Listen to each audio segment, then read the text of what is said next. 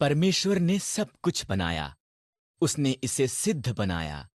उसने हमें भी उसके स्वरूप में बनाया। वो हमसे प्रेम करता है और हमारे साथ संगति करना चाहता है।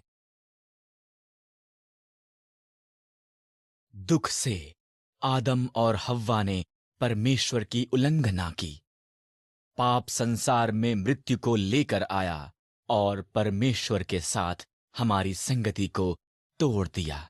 इसने परमेश्वर के सिद्ध संसार को भी तोड़ा। पाप पूरे संसार में फैल गया। प्रत्येक पाप करता है और पाप का परिणाम मृत्यु है। पर पाप परमेश्वर को हमें प्रेम करने से ना रोक सका। उसके पास एक योजना थी। हमारे लिए उसके प्रेम के कारण परमेश्वर ने संसार में उसके पुत्र यीशु को भेजा। पाप ने हमारे साथ परमेश्वर की संगति को तोड़ दिया, पर यीशु उसे ठीक करने के लिए आया।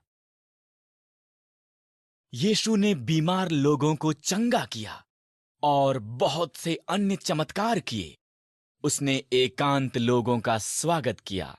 उसने लोगों को परमेश्वर के प्रेम के बारे में सिखाया। उसका सिद्ध प्रेम हमें दिखाता है कि प्रेम कैसा दिखता है। यद्यपि कि यीशु ने कभी पाप नहीं किया, वो हमारे पापों के लिए एक सलीब पर मर गया, क्योंकि वो हमसे प्रेम करता है। ऐसा करने के द्वारा वो परमेश्वर के साथ हमारे संबंध को ठीक करने के लिए उसकी योजना को पूरा कर रहा था।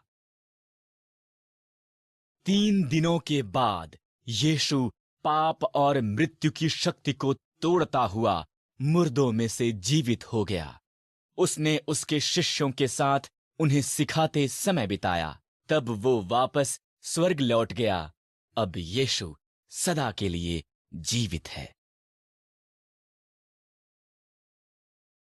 यीशु ने हमें अकेला नहीं छोड़ा है। उसने उसके पवित्र आत्मा को प्रत्येक जो उस पर भरोसा करता है उनके अंदर रहने के लिए भेजा है। आत्मा हमें जिस ढंग से रहने के लिए परमेश्वर ने हमें बनाया है, वैसा रहने के लिए हमें शक्ति देता है।